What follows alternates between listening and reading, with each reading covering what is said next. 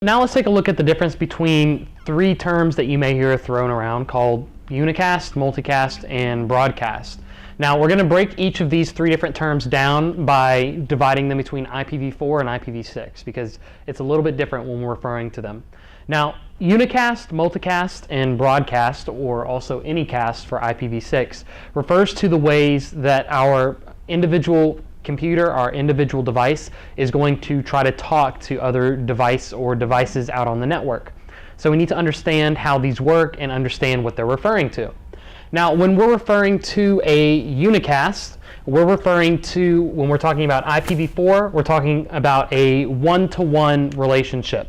So a unicast will be a single computer or a single node talking to another single computer or single node. So a unicast, we're sending a packet to a unicast, when we're sending to a unicast address. A unicast address is an address that specifies one single computer or one single node. In IPv6, this includes our addresses which are known as link local, site local, unique local, and global unicast.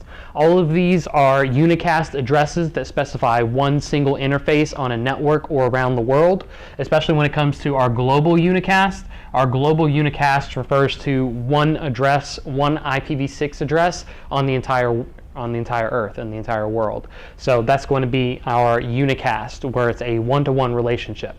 Next we have our multicast. Now our multicast is going to be one-to-many. In the case of an IPv4 address, we have multicast addresses, where we'll be sending to a specific multicast address that different nodes or computers are members of.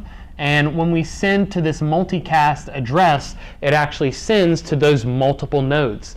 This may be useful when we're trying to send or load balance on a server and we're trying to see who will respond to us first, or just trying to send to a group of computers that are part of this multicast group.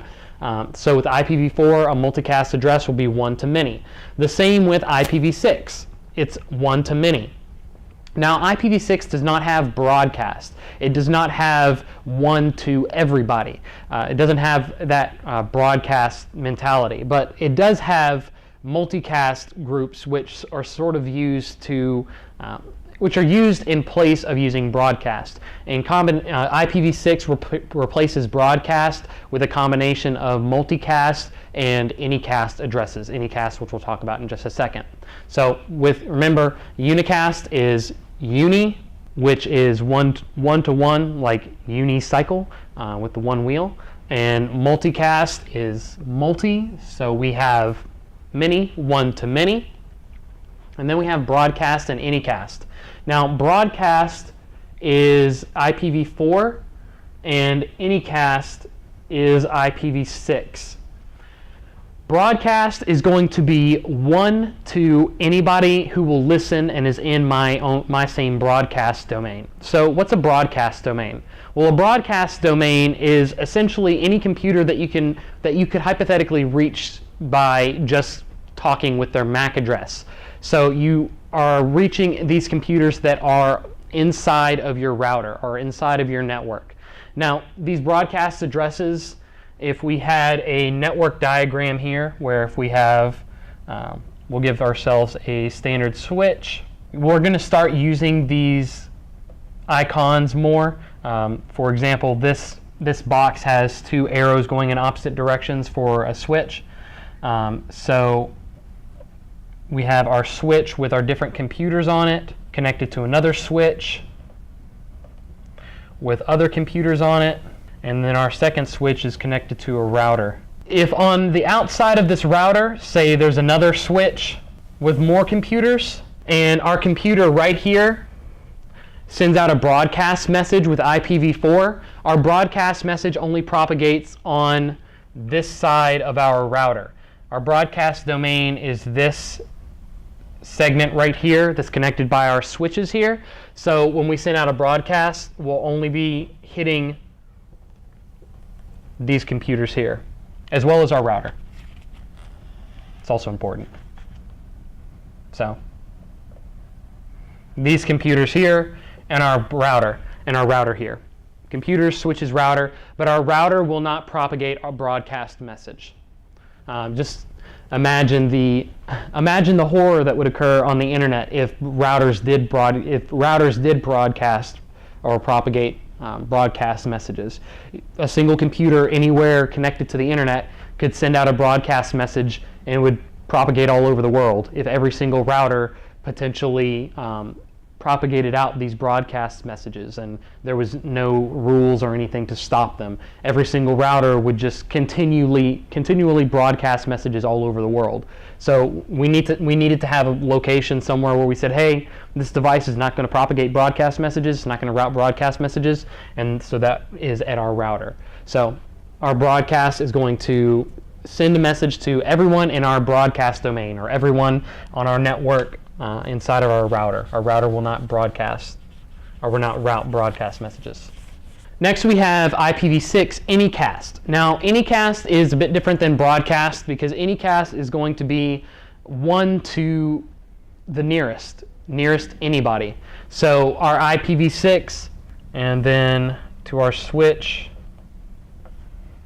and then to another switch with a computer over here and then a computer over here off our first switch. Send out an Unicast packet, and our closest computer to respond would be our computer on our first switch here.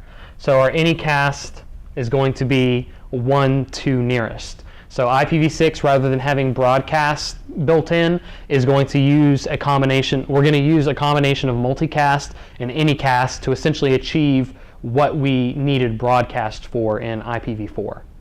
So that's our difference between our multicast, unicast, and broadcast, or also our Unicast. And remember, our prefixes help us a lot. Unicast, uni, one-to-one.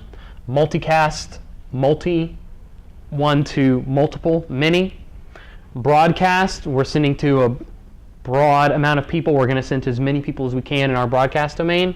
And then Unicast, one to whoever's the closest. With broadcast and Unicast, however, remember that broadcast is IPv4 only and Unicast is IPv6 only. So thank you for joining us here today on cybrary.it. We talked about a lot of different topics here in 1.3. We talked about IPv4, IPv6, how IPv4 and IPv6 are made up of different bits and how they all work together to form the 32-bit address scheme in IPv4 or the 128-bit address scheme that we have in IPv6.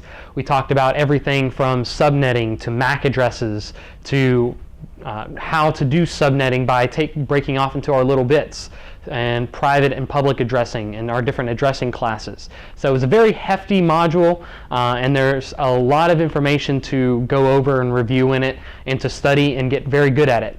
But when in the world of networking and in the world of Net Plus, IPv4 and IPv6 and our MAC addresses and all of the different properties of IP addressing are very, very important because it's how we talk in today's day and age of the internet. IPv4 is king. So it's a very important module. It's very important to go in depth and to understand it very well.